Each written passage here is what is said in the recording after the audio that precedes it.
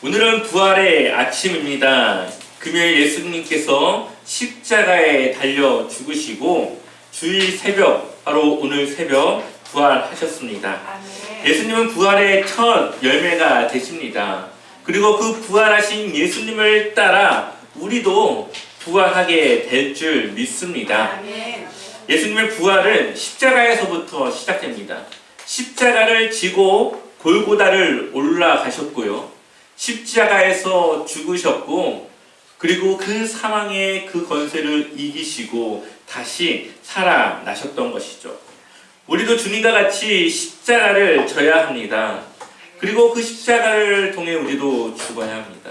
여기서 죽는다고 하는 것은 우리의 육체적인 죽음이 아니라 우리의 인격이, 우리의 옛 본성이 죽고 주님께서 우리를 새롭게 하신 성령님을 통한 새로운 인격을 다시 우리가 가져가야 된다는 것이죠. 그래서 예수를 믿기 전에 나는 죽고 이후에 변화된 나를 통하여서 주가 오실 때까지 우리는 온전한 믿음으로 주님의 그 부활의 영광을 누리게 될 것입니다. 아멘. 오늘 우리가 읽은 본문의 말씀은 주님이 주신 지상 대명령이라고 하는 그런 별명이 붙어있는 본문의 말씀입니다. 그리스도인들이라면 누구나 지켜야 되는 주님이 주신 명령이라는 것이죠. 이 명령은 주님이 다시 오실 때까지 지켜져야 되고 우리를 통하여서 이루어져야 하는 명령입니다. 주님이 주신 명령은 무엇입니까? 우리 한번 19절의 말씀을 읽어볼까요? 같이 읽어보겠습니다. 그러므로 너희는 가서 모든 민족을 제자로 삼아 아버지와 아들과 성령의 이름으로 세례를 베풀고 아멘. 제자를 삼으라고 명령하고 계십니다. 그런데 문제는 예수님의 제자들조차도 여전히 제대로 된 제자의 모습을 갖추지 못했다라는 것이죠. 베드로는 예수님께서 신문을 당할 당시 예수님을 3번 부인할 뿐만 아니라 예수님을 저주하기까지 합니다. 그 하인이 뭐가 그렇게 두렵다고 그 하인 앞에서 그 두려운 마음을 감추지 못했죠. 또한 예수님께서 십자가를 지시는 그때에 요한을 제외한 나머지 제자들은 뿔뿔이 흩어져 예수님의 죽음을 목격하지 못했습니다. 이렇게 제대로 된 제자의 삶을 살아가지 못하는 제자들을 예수님께서는 다시 불러 모으셨고 다시 그들에게 주님의 제자로서의 사명을 부여하고 계시는 겁니다. 그리고 그들이 받은 사명은 또 다른 제자를 삼는 것이었죠. 그러기 위해서 그들이 먼저 주님의 제대로 된 제자로 세워져야 될 것입니다. 3년간 예수님과 함께 동역하면서 그들은 많은 하나님 나라의 복음을 들었고 예수님께서 제자에게 원하시고 바라시는 모습은 어떠한 모습인지 충분히 알고 있었을 겁니다. 그러한 이론적인 내용들을 이제는 삶으로 살아가야 되는 것이죠. 그런데 예수님이 부활하시고 그들이 제자로서 사역할 때에 그들은 혼자가 아닙니다. 이제 주님이 그들과 함께 하실 것이다 라고 말씀하십니다. 우리 한번 20절 말씀 같이 읽어볼까요? 같이 읽어보겠습니다. 내가 너희에게 궁고한 모든 것을 가르쳐 지키게 하라. 볼지어다 내가 세상 끝날까지 너희와 항상 함께 있으리라 하시니라. 아멘. 하늘과 땅의 모든 권세를 주님께서 가지셨다 말씀하시면서 내가 세상 끝날까지 함께 하겠다라고 말씀하고 있습니다. 그러니 주님의 제자로 살아가는 우리가 우리의 힘으로 제자를 삼고 주님의 제자로 살아가는 것이 아니라 하늘과 땅의 모든 권세를 가지신 주님이 우리와 함께 하심을 통하여서 주님의 그 능력으로 우리는 살아가는 것이죠. 그러니 제자를 삼는 사명, 주님이 주신 오늘의 이 명령은 우리가 가진 능력으로 하는 것이 아니라 주님이 가지신 그 권세를 통하여서 우리가 주님을 위한 일을 한다는 것입니다. 그렇다면 우리는 누구의 제자를 삼아야 될까요? 우리는 주님의 제자를 삼아야 합니다. 또한 우리도 주님의 제자가 되어줘야 합니다. 예수님의 제자가 되어서 주님의 말씀과 명령을 따라 살아가야 되는 것이죠.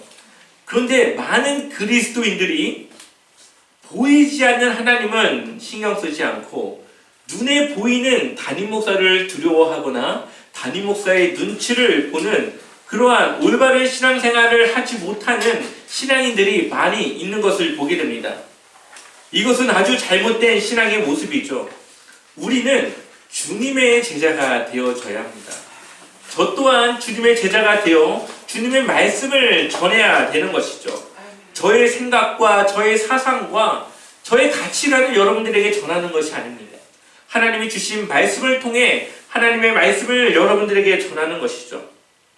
우리는 이러한 신앙의 이유와 목적을 분명히 알아 살아가야 됩니다. 여러분의 삶에 능력을 베푸시는 분은 제가 아니라 바로 하나님이시죠. 바로 우리는 주님이 주신 그 능력으로 살아가야 됩니다. 사람을 속일 수 있지만 하나님은 속일 수가 없습니다.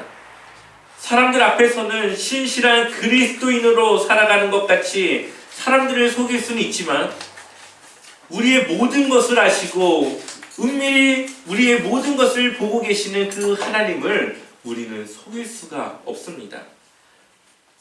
그러니 우리는 주님 앞에서 주님의 제자로 살아가야 되는 것이죠. 사람들에게 잘 보이기 위해 위선적인 신앙생활을 하는 것이 아니라 예수님께 인정받기 위해 진실된 믿음으로 주님을 위한 삶을 살아가야 되는 것입니다.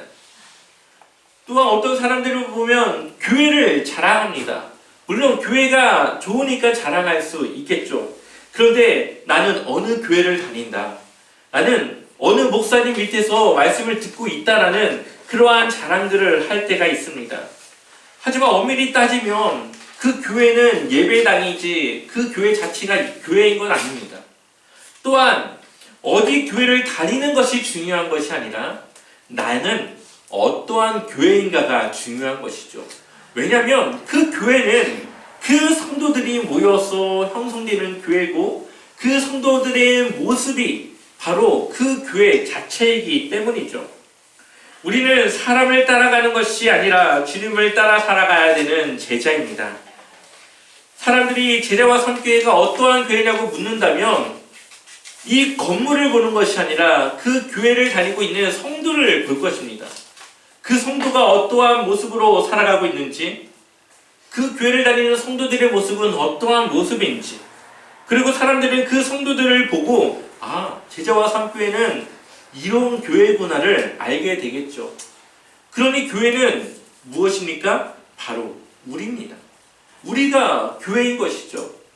그러니 우리는 하나님의 교회로서 교회다운 모습으로 살아가야 되고 우리를 통하여서 주님이 드러날 수 있고 주님의 사랑이 나타날 수 있도록 우리는 살아가야 합니다.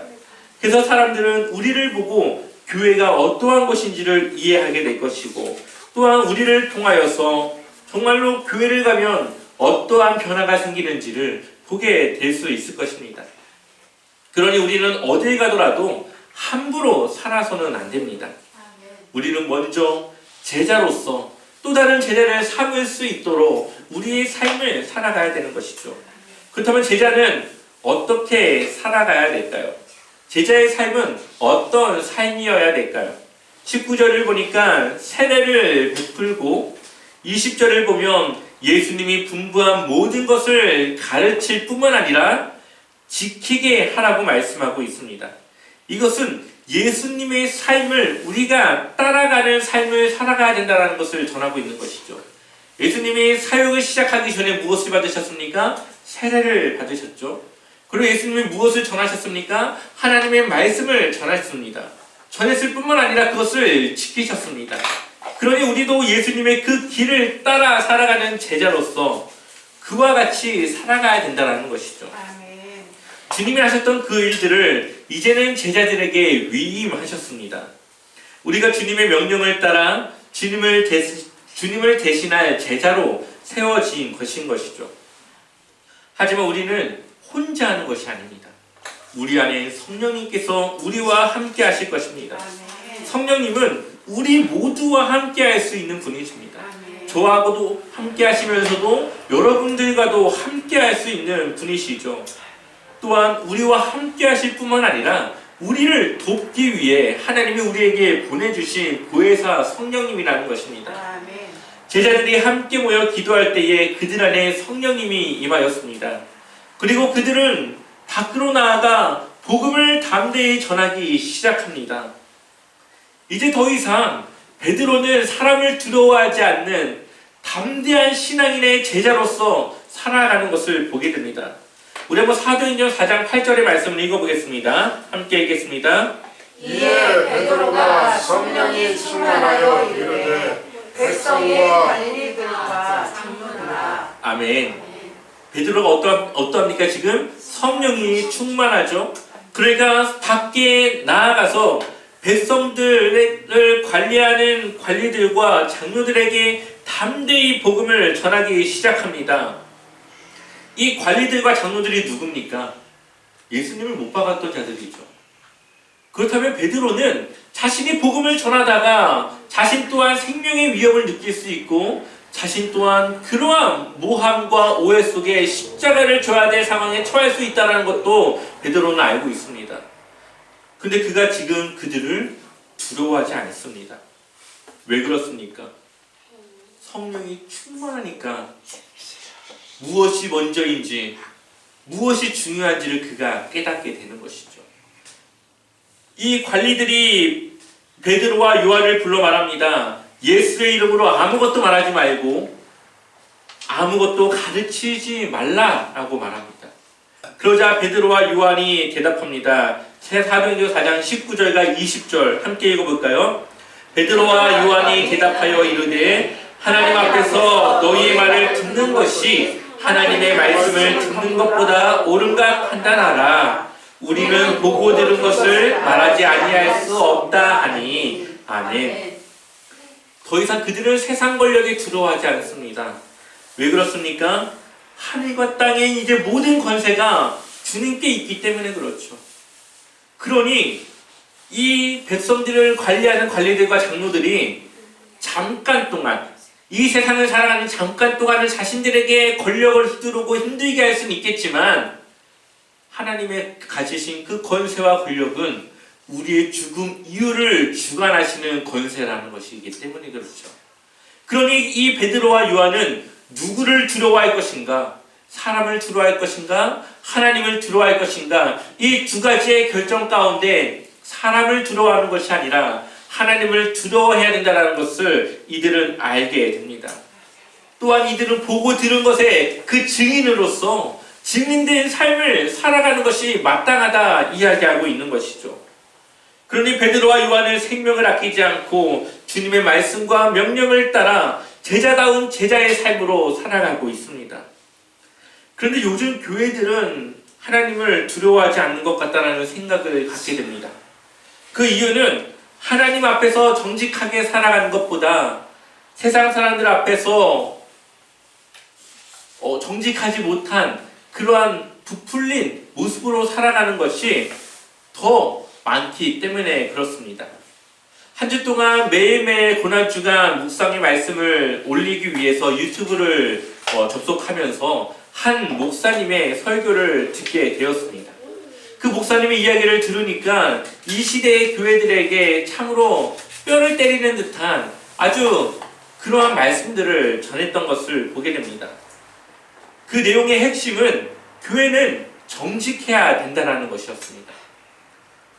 어느 종교나 단체보다 깨끗해야 될 교회인데 점점 교회에 그러한 정직함이 사라지고 있다는 것이죠.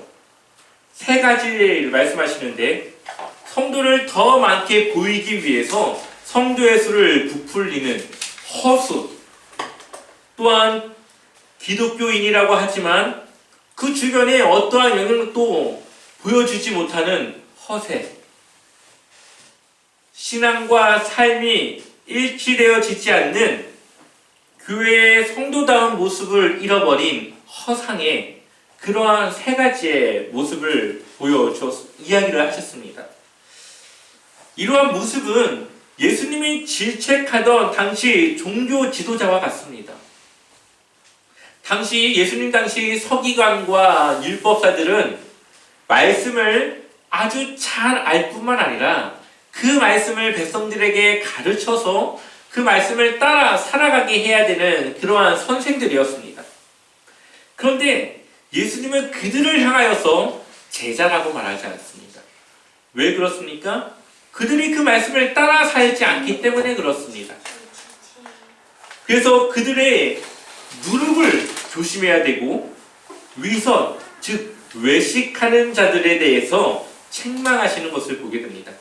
마태복음 23장 28절을 보니까 이와 같이 너희도 겉으로는 사람에게 옳게 보이되 안으로는 외식하는 불법이 가득하도다. 아멘. 바로 서기관과 율법사들과 같이 당시 종교 지도자들을 향해서 예수님이 하시는 말씀이죠. 그들의 삶은 외식하는 삶이었습니다. 겉으로는 옳게 살아가는 것 같지만 그들의 마음에는 하나님을 위한 마음이 없었습니다. 오히려 자신의 교만함과 우월함을 보이기 위한 삶이었던 것이죠. 그래서 예수님은 그들을 향하여서 회칠한 무덤과 같다고 말씀하십니다. 무덤은 무엇이 있는 것입니까? 시체가 있죠. 근데 그 시체에 시멘트로 예쁘게 포장한 그 무덤이 회칠한 무덤입니다. 겉에서 볼 때는 별로 무덤 같아 보이지 않지만 그 안에는 아주 냄새나는 시체가 썩어가는 그러한 곳이죠. 바로 이때 당시 서기관과 율법사들이 그러했습니다. 겉으로는 아름다운 신앙인의 삶으로 살아가지만 그 안은 누구보다 교만하고 자신들의 우월함 가운데 살아가는 하나님을 떠나버린 모습으로 살아가고 있는 자들이 바로 그들이었죠. 정말 많은 그리스도인들이 그렇게 살아가고 있습니다. 외식하는 자로 살아가고 있습니다. 아이들에게 말씀을 가르치는 교사로 살아가지만 정작 자신은 그 말씀을 따라 살아가지 않는 그러한 교사들도 있고, 또한 그 교회들이 정직하지 못하여서 정말 많은 교회들은 정직하게 정말 주님의 말씀을 따라 살아가고 있음에도 불구하고 그렇지 못한 교회들 몇몇 때문에 교회들 자체가 그렇게 나쁜 이미지를 갖게 되는 그러한 결과를 가져오기도 합니다. 근데 생각해보니 저 또한 그러한 책임에서 자유롭지 못하다는 것을 생각하게 됩니다. 저 또한 정직하지 못할 때가 있기 때문에 그렇죠. 교회의 수를 부풀리진 않았지만 그러고 싶은 생각이 사실 있습니다. 사람들이 물어보면 당연히 더 많은 성도가 있는 것처럼 말하고 싶은 마음이 왜 저에게 없겠습니까? 그런 저를 돌아보면은 그러한 책임에서 저도 벗어날 수 없다는 것이죠. 목회자로 살아가지만 제 주변의 영향력과 어떠한 변화를 느끼지 못할 때가 있습니다. 때로는 강단에서 정말 주님의 말씀을 전하지만 전한 말씀을 저 또한 지키지 못할 때가 있는 그런 모습을 보면서 괴로움을 당할 때도 있습니다. 여러분들은 어떠십니까? 혹시 여러분들의 행동과 삶을 통해 복음이 전파되어지는 그 일에 방해된다라고 생각은 하지 않습니까? 예수님은 우리에게 사랑하라 말하지만 그 사랑이 선택적이진 않습니까? 용서하라고 말하지만 내가 이만큼 참았으면 됐다라고 생각하며 더 이상 용서하지 않는 여러분의 모습은 없으십니까? 착한 행실로 세상에 소금과 빛이 되어져야 하는데 여전히 내 옛 본성과 자아로 소금과 빛의 역할을 감당하지 못하고 있는 모습은 없으십니까? 예수님은 우리를 제자로 부르셨습니다. 우리를 통해 예수님이 누구신지 세상에 전하길 원하고 계십니다. 세상의 사람들은 우리를 통해 하나님을 바라보고 예수님을 바라봅니다. 우리가 거짓말을 하면, 우리가 사랑하지 않으면, 우리가 용서하지 않으면 우리를 통해 사람들은 예수님도 그렇다라고 생각하게 될 것입니다. 그럼에도 불구하고 우리는 여전히 예수님을 나타내기보다는 나를 먼저 나타내고 내가 원하는 내 기쁨이 되고 내 만족이 되는 삶을 살아가고 있는 것을 돌아볼 때가 있습니다. 이제 우리가 해야 될 것은 교회를 온전히 회복하는 것이죠. 주님이 원하시는 교회의 모습으로 바로 세워가야 합니다. 교회의 회복을 위해서 해야 될 것은 자기 십자가를 지는 것이고 오직 주만 위해 사는 삶으로 살아가는 것입니다. 우리가 주님의 제자로 살아갈 때에 교회는 회복될 수 있습니다. 십자가를 지는 것은 내가 죽어야 된다는 것을 의미합니다. 십자가의 완성은 죽음이었습니다. 예수님의 죽음으로 십자가의 사명은 온전히 이루어졌습니다. 그리고 그 사명이 이제 우리에게 주어졌습니다. 이제 우리가 주님이 명령하신 사명을 다시 기억하고 그 사명을 따라 살아가야 합니다. 주님이 주신 사명은 제자를 삼는 일이고 그 사역을 위해서는 나는 죽고 오직 주가 살아났을 때에 감당할 수 있는 사역이라는 것입니다. 우리 다시 한번 마태복음 28장 19절의 말씀을 읽어보겠습니다. 함께 읽겠습니다. 그러므로 너희는 가서 모든 민족을 제자로 삼아 아버지와 아들과 성령의 이름으로 세례를 베풀고 아멘. 예수님은 모든 민족으로 제자를 삼으라 명령하고 있습니다. 제자의 조건도 없고 자격도 없습니다. 성별의 구별도 없고 나이에 많고 적음도 없습니다. 주님의 제자가 되길 원하는 모든 사람들을 통하여 주님의 제자로 삼으라 말씀하고 명령하고 있습니다. 우리가 그래서 주님의 제자가 될 수 있었던 것이죠. 부족하지만 여전히 넘어지지만 그럼에도 예수님은 우리에게 다시 제자로서의 사명을 부여하고 있습니다. 그래서 우리가 주님의 거룩한 성전으로 살아갈 수 있습니다. 또 마태복음 28장 20절을 보니까 내가 너희에게 분부한 모든 것을 가르쳐 지키게 하라. 볼지어다 내가 세상 끝날까지 너희와 항상 함께 있으리라 하시니라. 아멘. 주님이 원하시는 제자의 모습은 가르치는 것뿐만 아니라 그것을 지키는 것입니다. 주님의 복음을 먼저 들은 자들로서 우리는 가르쳐야 되겠죠. 또한 우리는 그 말씀을 먼저 지키며 살아가야 됩니다. 이것이 바로 제자입니다. 그래서 예수님이 우리에게 명령하시는 것은 가르치고 또한 지키라고 명령하십니다. 왜 외식하는 자들이라고 말합니까? 그들은 가르치기는 하지만 지키지 않기 때문에 그렇죠. 그러나 우리가 가르치고 지킬 때에 우리는 외식하는 자들과 구별된 거룩한 모습으로 살아갈 수 있는 것입니다. 제자는 스승의 길을 따라가는 자들입니다. 예수님이 우리의 스승이 되시고 우리가 그분의 제자라고 한다면 당연히 우리는 예수님이 가신 그 길을 따라가는 것이 맞습니다. 그것이 제자가 된 우리가 살아가야 될 사명입니다. 우리의 삶을 제자의 삶으로 회복하는 것이 교회를 회복하는 것입니다.